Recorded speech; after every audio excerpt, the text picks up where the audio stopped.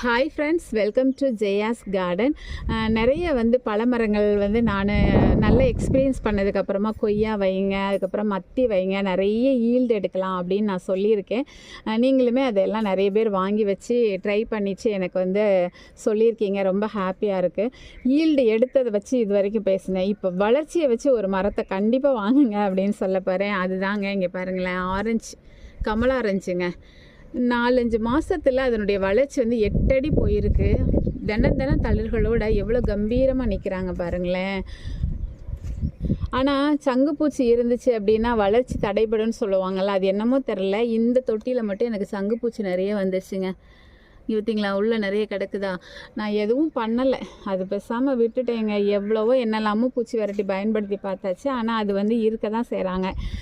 ஒரு சில இதெல்லாம் நம்ம கண்டுக்காமல் இப்படி தான். ரயில் பூச்சி ஒரு தொட்டியில் கிடந்தது, அதை பேசாமல் விட்டுட்டேன். அது இருந்தாலும் செடிகள் வளர்ச்சி